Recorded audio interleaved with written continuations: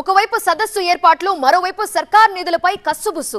తబ్లిగీ జమాతే సంస్థ సదస్సుపై వివాదం ముదురుతోంది. ప్రైవేటుకు సభకు సర్కార్ నిధులు ఎలా ఇస్తారని ప్రశ్నిస్తున్నాయి బీజేపీ, వీహెచ్పీ. నిర్వహణ ఖర్చంతా తమదే అంటున్నారు తబ్లిగీ ప్రతినిధులు. మరోవైపు కొత్త వేరియంట్ హడలెత్తిస్తున్న వేళ భారీ సమావేశాల వల్ల కరోనా వ్యాపించే అవకాశం ఉంది అనే చర్చ జరుగుతోంది.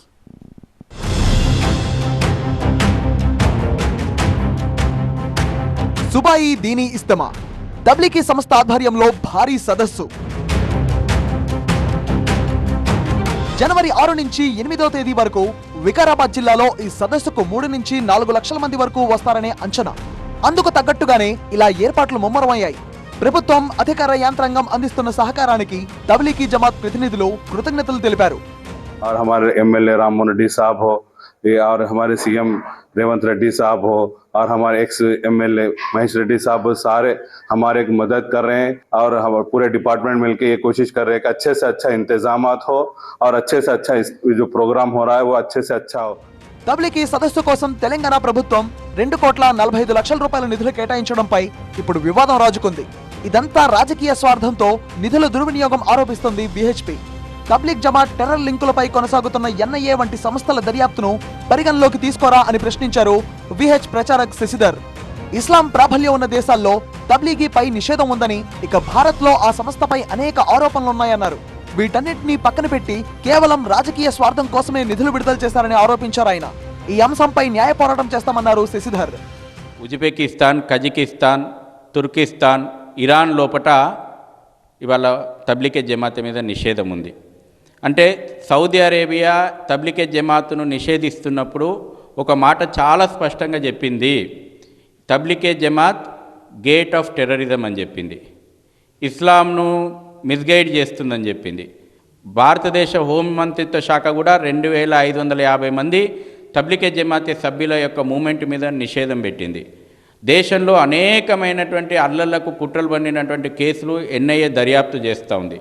నూపూర్ శర్మ వ్యవహారం తర్వాత గత సంవత్సరము దర్యాప్తు సంస్థల లోపల అంత తీవ్రంగా పరిశీలన ఉన్నప్పుడు ఈ రాష్ట్ర ప్రభుత్వం, తెలంగాణ రాష్ట్ర ప్రభుత్వం ఏ విధంగా మైనార్టీ వెల్ఫేర్ ఫండ్ను తీసుకెళ్ళి ఇవాళ ఒక సంస్థ, ప్రైవేటు సంస్థ సమావేశాలకు కేటాయిస్తుంది.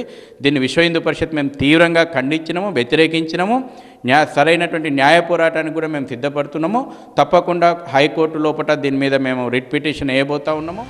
మైనారిటీ సంక్షేమ శాఖ కార్యదర్శి సయ్యద్ ఉమర్ జలీల్ జారీ చేసిన జీవో RT 123 ఆదేశాల మేరకు అధికారులు వివిధ శాఖల నుంచి ఈ కార్యక్రమాన్ని నిర్వహించేందుకు నిధులు మంజూరు చేశారు. వికారాబాద్ జిల్లా కలెక్టర్ సభావేదిక దగ్గర వివిధ సౌకర్యాలు కల్పించేందుకు ఈ నిధులు కేటాయించాలని ప్రతిపాదించారు. పనులు సకాలంలో పూర్తయ్యేలా చూసేందుకు ప్రభుత్వం నోడల్ అధికారిగా వక్ఫ్ బోర్డ్ సీఈఓను కూడా నియమించినట్లు జీవోలో స్పష్టంగా ఉంది. ఈ సదస్సుకు 7 కోట్ల అవసరమవుతాయని వికారాబాద్ జిల్లా కలెక్టర్ ప్రతిపాదనలు పంపడంపై బీజేపీ, వీహెచ్పీ కన్నెర్ర చేశాయి. సౌదీ అరేబియా వాళ్ళకున్న క్రెడిబుల్ ఇంటెలిజెన్స్ ప్రకారము తబ్లీగీ జమాత్ మత ప్రచారం రూపంలో టెర్రరిజం ని కూడా ప్రోత్సహిస్తుంది అని చెప్పేసి సౌదీ అరేబియా స్పెసిఫికలీ ఆ రీజన్ గురించే బ్యాన్ చేయడం జరిగింది. రేవంత్ రెడ్డి గారు ఇదంతా ఏది చూడకుండా సేఫ్టీ గురించి, తెలంగాణ సేఫ్టీ గురించి అండ్ రేవంత్ రెడ్డి గారు తన దగ్గరనే హోమ్ డిపార్ట్మెంట్ ని ఉంచుకొని ఎటువంటి రీసెర్చ్, ఎటువంటి ఇన్ఫర్మేషన్ ఏజెన్సీస్ నుంచి ఎటువంటి ఇంటెలిజెన్స్ తీసుకోకుండా బ్లైండ్ గా 3 కోట్ల రూపాయలు ఎక్కడి నుంచి ఇస్తాడు, ఎందుకు ఇస్తాడు? అయితే ప్రభుత్వం కేవలం మౌలిక వస్తువులు కల్పిస్తుందని, సదస్సు ఖర్చంతా తామే సమకూర్చుకుంటున్నామన్నారు తబ్లిగ్ నేతలు. మనము ఈ లోకంలో వచ్చింది మనం మానవ సేవే మాధవ సేవ. మనం అందరం కలిసి మెలిసి మన స్వర్గాన్ని కొరకు మనం జీవించాలి. అన్ని రకాల వసతులు ఇలా మేమే చేసుకుంటున్నాం. ఇక ఇంకెవరి సహాయం అనేది లేదు.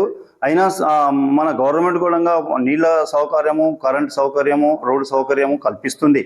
ఎవరికి ఎలాంటి నష్టం లేకుండా మన మంచి బ్రతుకు, మన ఆఖరి కొరకు, మన లాస్ట్ జీవితం కొరకు చేసే మాకు ప్రయత్నాలు. ఎవరితో మాకేం సంబంధం లేదు. అందరూ మా బాయిలే, అందరూ మా దోస్తులే. ఎవరి వర్షన్ వారిది. అయితే కరోనా కొత్త వేరియంట్ హడలెత్తిస్తున్న క్రమంలో ఈ సదస్సు కేంద్రంగా మరో చర్చ కూడా తెరపైకి వచ్చింది. గతంలో కరోనా టైంలో ఢిల్లీ నుంచి కరీంనగర్, కామారెడ్డి ప్రాంతాలకు సమూహాలుగా తరలి వచ్చిన వాళ్లే అప్పటి కరోనా వాళ్ల వల్లే వ్యాప్తి చెందిందనే విమర్శలు వెల్లువెత్తాయి. ఇప్పుడు కొత్త వేరియంట్ చేప కింద నీరులా వ్యాపిస్తోంది. ఇలాంటి టైంలో లక్షల మంది సదస్సు నిర్వహిస్తే కరోనా పంజా విసిరే ప్రమాదం ఉంది. కాబట్టి సదస్సును రద్దు చేయాలని డిమాండ్ వ్యక్తమవుతోంది.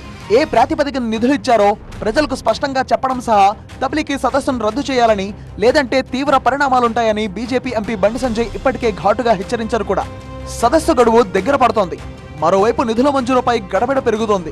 కొత్త వేరియంట్ తో కరోనా బెల్ మోగింది. కాబట్టి సదస్సు దారెటు అనే చర్చ జరుగుతుంది ఇప్పుడు.